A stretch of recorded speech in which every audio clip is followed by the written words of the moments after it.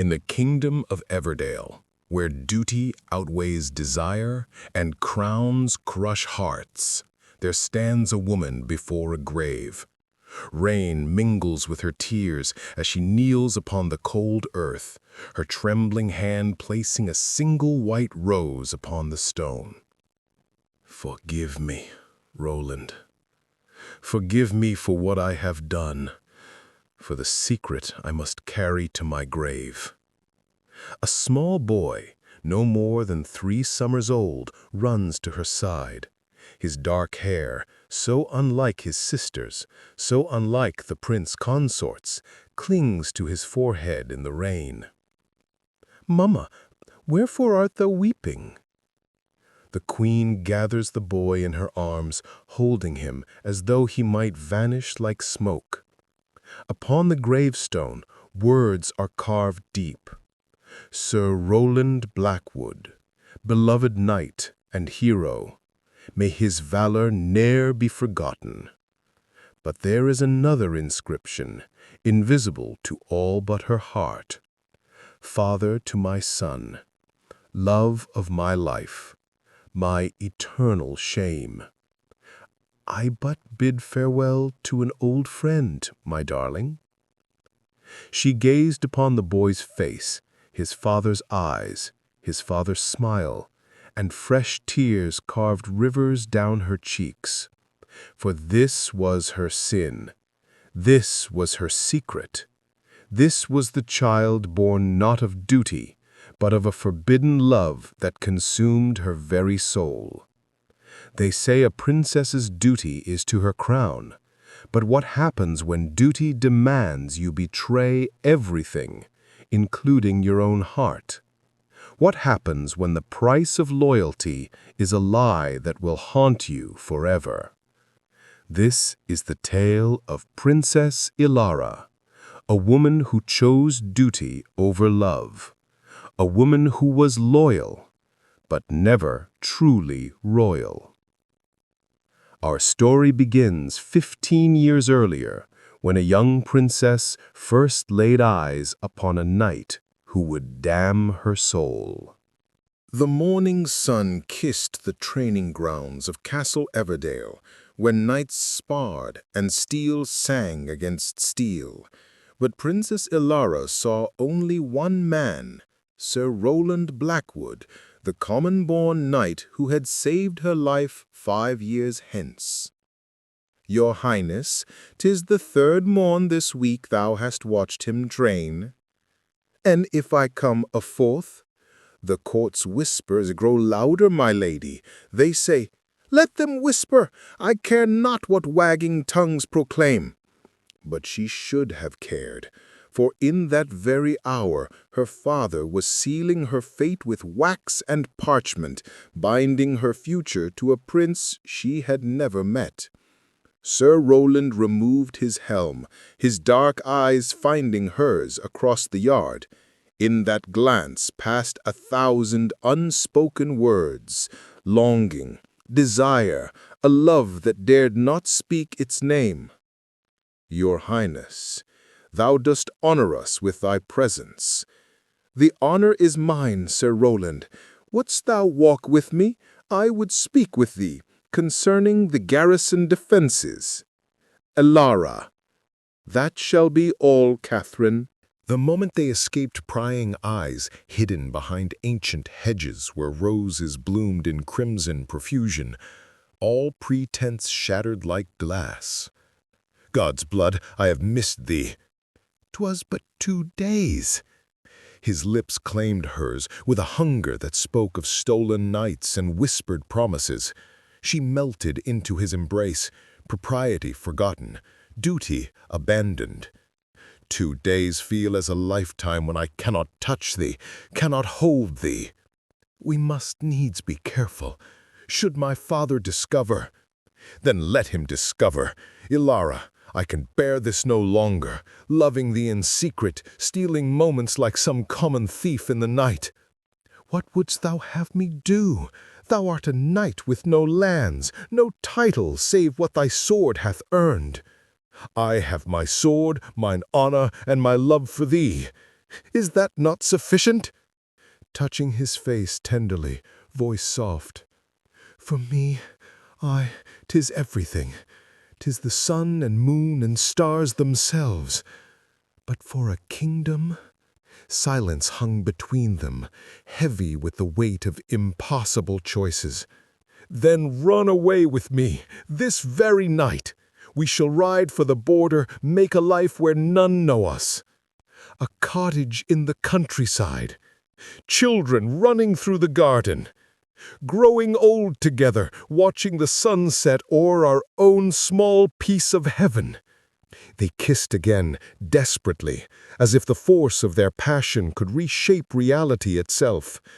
But reality cares not for lovers' dreams. "Your Highness, the king demands thy presence at once. 'Tis most urgent." They sprang apart like guilty children, and in that moment both knew their time had run out. The throne room, the shattering. The throne room was filled with counselors, their faces grave with the weight of state matters. That night, under a moonless sky, Ilara stole away to the stables where Roland waited in shadow. When she ran to him, they collided like stars, clinging to each other as though the world might tear them asunder. "They force me to wed. A fortnight hence I am to be bound to a stranger. Nay, there must be some recourse, some—" "There is naught, nothing save—" "Run away with me, this very night. I beg thee, Roland, I shall get upon my knees if thou requirest it." "God's wounds, Ilara, thou knowest we cannot. Thou art not the manner of woman who could abandon her people to suffering. 'Tis the very reason I love thee, thy loyalty, thy honor." "Then what do we do? Tell me, for I know not how to breathe without thee." We say goodbye." "I cannot! I cannot! I cannot!" "Thou must. Ilara, my love, my heart, my very soul, thou must marry Prince Casimir. Thou must secure the alliance. And I must let thee go, though it kills me. I shall love thee until I draw my last breath upon this earth.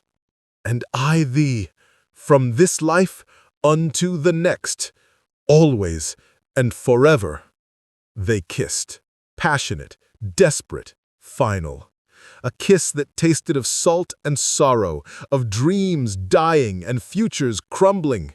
When they parted, both wept openly, caring naught for dignity. I have requested a transfer to the eastern garrison, far from court. I depart on the morrow." "Thou wouldst leave me to face this alone?" "I must. For if I stay, if I watch thee wed another, speak vows to another, bed another, I shall go mad, Ilara. I shall do something foolish that brings ruin upon us both." She understood. Oh, how she understood, for she felt the same madness clawing at her mind. "Kiss me once more, so I might remember the taste of happiness." And so they kissed beneath the stars, two souls being torn asunder by duty's cruel hand. They did not know, could not know, that this would not be their final meeting, that fate had darker, more terrible plans in store. The cathedral bells rang out across the kingdom, their joyous peals mocking the dying heart of the bride within. Princess Ilara stood in ivory silk and lace, a vision of bridal perfection, but her eyes were dead. "Thou needst not pretend with me, my lady. I can see thy sorrow as clearly as if 'twere written upon thy brow." "Your Highness, I know not what thou meanest." "There is another. In thy heart, I mean. I'll not ask his name, for 'tis none of my concern. I offer thee respect, partnership, and in time, mayhap affection. But I'll not demand love thou canst not give. And so she married him, spoke the vows, sealed her fate, and with every word felt a piece of her soul wither and die. I now pronounce thee husband and wife, bound before God and crown. The kiss was chaste, respectful, empty. The crowd erupted in celebration, while Ilara's heart lay in ruins. Far away, in the eastern garrison, a young knight stood upon the battlements, staring toward the capital, knowing that in that very hour his love was being bound to another man forever. Be happy, Ilara. I beg of thee, be happy. But happiness was a foreign country neither would visit for many long years. A year turned like the pages of a dreary book. Ilara played her part, the dutiful wife, the gracious princess. She shared Casimir's bed when required, mechanical and distant. She smiled for the court. She performed. And then came the news. I am with child. That is wondrous news, an heir for the kingdom. But when the babe was born, a daughter, with golden hair and her mother's eyes, Ilara felt only a distant affection. She named her Catherine, after her dear friend. A year hence, another daughter came, Princess Elena. 2 heirs. The kingdom rejoiced.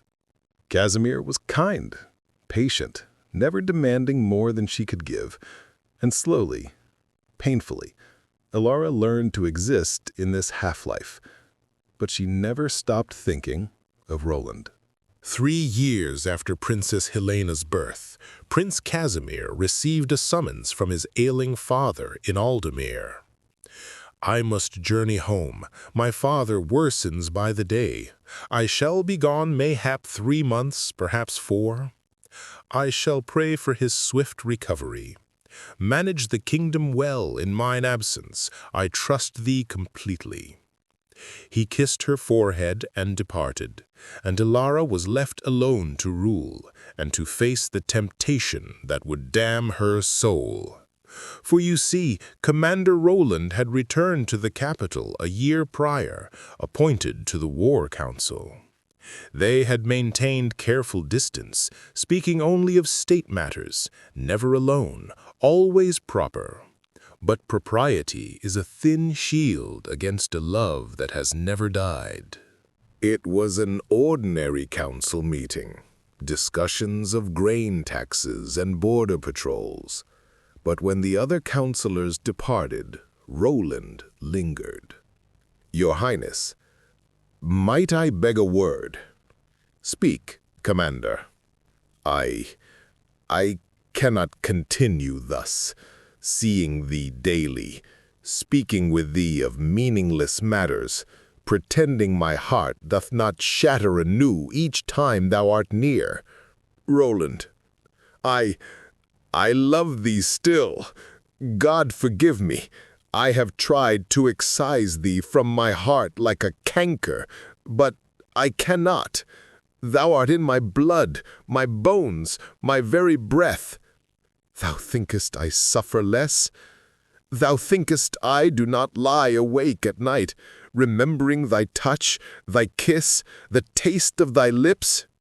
They stared at each other across 3 feet that might as well have been an ocean. My Highness is away. 3 months more, mayhap 4. Ilara, what art thou saying? I am saying that I am weary of duty.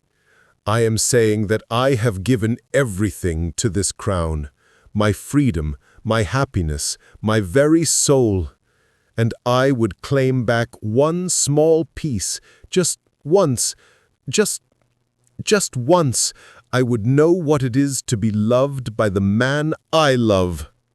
'Twould be adultery. treason. Aye, it would be both those things and more. But I care not. Dost thou understand? I care not. Roland's resolve, built over years of discipline and honor, shattered like glass. God help us both. And they came together like a storm meeting the sea, violent, consuming, inevitable. All the years of restraint, all the longing, all the grief poured out in desperate passion. For 3 months, they lived in sin and call it paradise. Stolen hours in secret chambers, whispered promises in the dark, a love finally consummated after years of denial. Lady Catherine knew. She said nothing, but her eyes held judgment and pity in equal measure. Ilara, this cannot continue.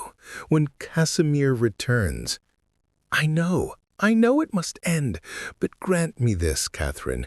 Grant me these few weeks of joy before I return to my prison. And then, as all forbidden things must, consequence came calling. I am with child. Art thou certain? Aye, 6 weeks gone, I am certain. Whose? Ilara, please tell me 'tis Casimir's from before he departed. I have not lain with my husband in 4 months. Thou knowest this. Sweet mercy, 'tis Roland's. The affair ended that very day. It had to, for Casimir sent word he would return within the fortnight. One last time they met in secret. We can never meet thus again. I know. Roland, I carry thy child. The world stopped. Roland staggered as if struck. What? I am with child. Thy son or daughter grows within me even now. Dear God, Ilara, what shall we? We shall do nothing. When Casimir returns, I shall tell him the babe is his, conceived just before his departure. He'll have no cause to doubt it. And our child shall call another man father? Our child shall live.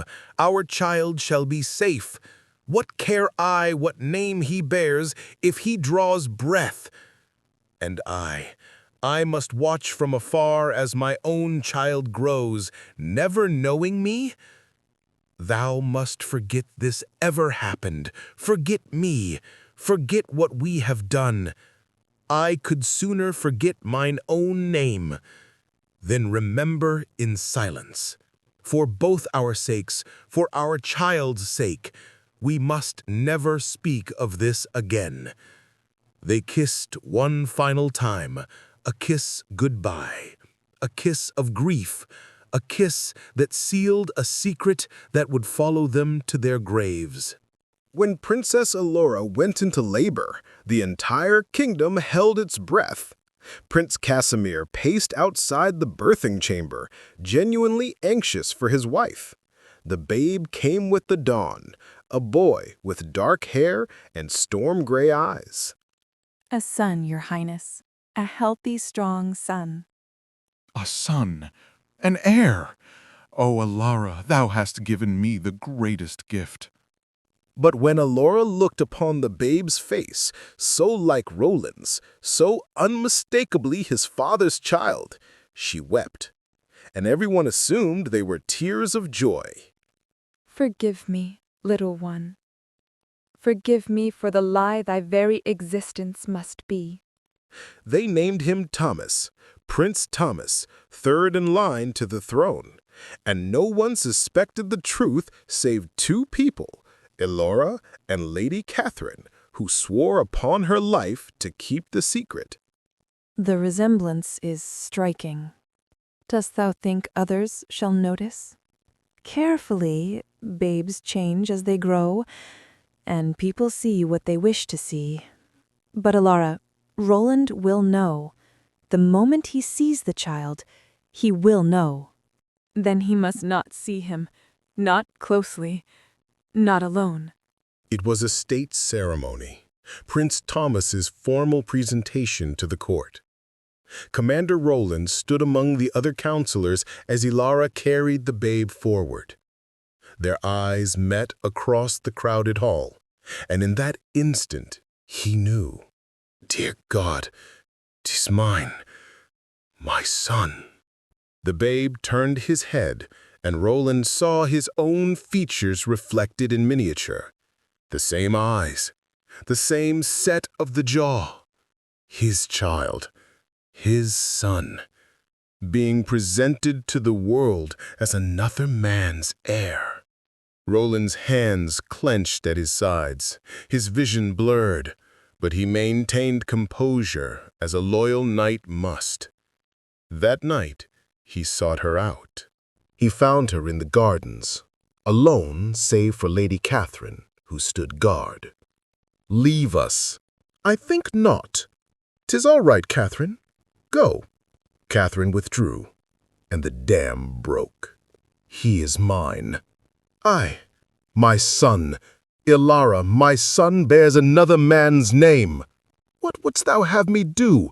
Proclaim it to the court? Good nobles, I have committed adultery and treason. This babe is bastard born of forbidden love." "Nay, I know there is naught to be done, but God's wounds, Ilara, to see him, to know he is mine own flesh and blood, and yet never claim him. Thou thinkest it easier for me? Each time Casimir holds him, calls him son, I die a little more. But this is the price of our sin. Let me hold him, just once. Please, Ilara, let me hold my son one time." And so, in the dead of night, Lady Catherine brought the babe to a private chamber where Roland waited. Ilara placed their son in his father's arms. "Hello, little one. I am thy. I know not what I am to thee, but I love thee. Know that always. Thy father, thy true father, loves thee." He held the babe for 10 precious minutes, memorized every feature, kissed his dark hair, and then handed him back, knowing it was goodbye. "I am requesting transfer back to the Eastern garrison." "What? Nay, Roland." "I cannot stay. 'Tis too hard. I cannot watch him grow, cannot hear him call Casimir father, I cannot bear it, Ilara. So I shall go where I belong, to the battlefield, where mayhap an honorable death shall release me from this torment." "Do not speak thus. Do not throw thy life away." Gently removing her hand. "I died the day thou married another. All that remains is a ghost in armor." And he left, back to the Eastern garrison, back to the endless wars, back to seeking death in battle, though death proved elusive. 3 years turned like a slow wheel of suffering. Prince Thomas grew into a bright, laughing child. He had Roland's courage, his sense of honor, even his way of tilting his head when thinking. Casimir adored him, never suspecting the truth. And Ilara died a little more each day, watching her husband love a child that was not his. Letters came from the Eastern garrison. Roland distinguished himself in battle after battle, reckless, brave, suicidal in his valor. "He courts death, Ilara." "I know. One day death shall accept his invitation." "I know that too." And then, on a cold autumn morning, the news came that would shatter what remained of Ilara's heart. A rider came at dawn, his horse lathered with sweat, his face grim with ill tidings. "Your Highness, I bear grievous news from the Eastern garrison." "Speak." 3 days passed. Valdorian forces attacked in numbers thrice our own. Commander Roland led the defense. Your Highness, he fell in battle. A sword through the heart. They say he died saving 20 men, holding the gate alone, whilst others escaped. The world tilted. Ilara's vision went white. She felt herself falling, felt hands catch her. Ilara! Ilara! Nay, nay, it cannot be. He died a hero, Your Highness. They say his last words were, "Forgive me," but he said, tell her I loved her until my last breath." The messenger knew not who her was, but Ilara knew. O God, she knew. No! She collapsed, keening like a wounded animal. Prince Casimir rushed to her side, confused and concerned. "Ilara, what, Commander Roland, but why dost thou grieve so deeply for a counselor?" He saved my life once, years ago. I owe him everything." It was not entirely a lie, but it was nowhere near the whole truth. They put her to bed. She lay there for 3 days, staring at nothing, speaking to no one. Lady Catherine sat vigil. "Thou must eat, for the children's sake." "He is dead, Catherine. Roland is dead, and part of me died with him. But part of him lives on, in Prince Thomas, in thy heart. What good is a heart that beats only with pain?" Months later. 3 months passed. Ilara wore her grief like a shroud, hidden beneath court smiles and royal duty. But young Prince Thomas, now 3 years old, noticed his mother's sorrow. "Mamma, wherefore art thou always sad?" "I am not sad, my darling." "Thou art. I see thee crying when thou thinkest none observe." She pulled him into her lap, this precious child who was all she had left of Roland.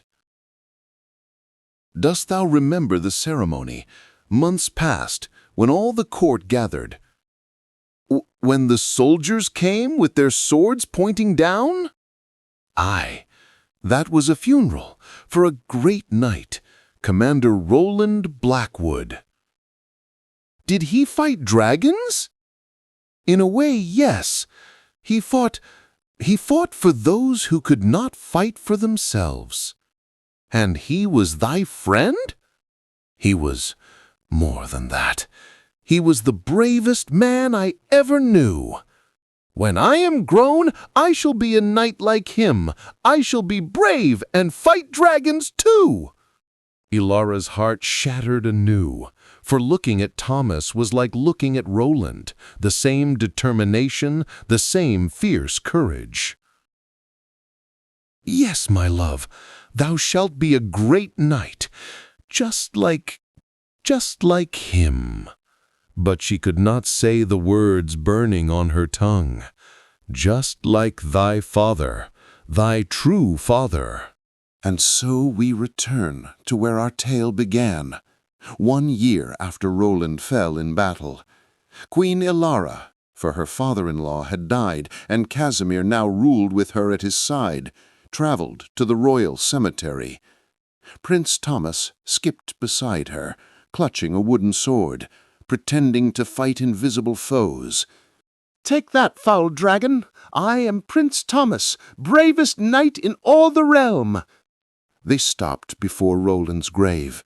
The stone was simple, but elegant. "Sir Roland Blackwood, beloved knight and hero, may his valor ne'er be forgotten."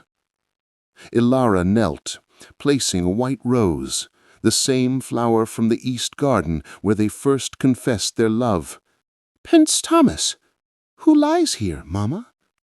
This is Commander Roland, the knight I told thee about. The one who fought dragons? Aye, the bravest man who ever lived.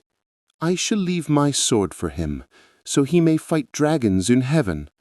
The boy placed his wooden sword at the base of the gravestone, and Ilara wept openly now, unable to contain her grief. "Mamma, why dost thou weep so? Didst thou love him very much?" "More than thou canst possibly know, my darling, more than all the stars in heaven." "Mayhap he can see thee from heaven. Mayhap he knows thou art here." "I pray so. I pray with all that remains of my shattered heart that he knows." She pulled Thomas into her arms, holding him as though he might vanish. "Forgive me, Roland. Forgive me for the lie I must tell every day. Forgive me that our son shall never know thy name as father. Forgive me that I was too weak to resist thee, too selfish to let thee go. 'Tis all right, mamma. Thou didst nothing wrong." But she had. Oh, how she had! Footsteps approached. Lady Catherine, growing older now, her hair streaked with grey. "Your Majesty, the king wonders where thou art. The council awaits." "Of course, duty calls, as it always doth. Wilt thou tell him, when he is grown? Will Prince Thomas ever know the truth?" "Nay, never. The secret dies with us, Catherine. 'Tis the last protection I can offer them both, Thomas and Roland's memory.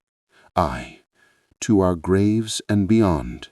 Ilara took Thomas's hand and turned from the grave, but she paused, looked back one last time.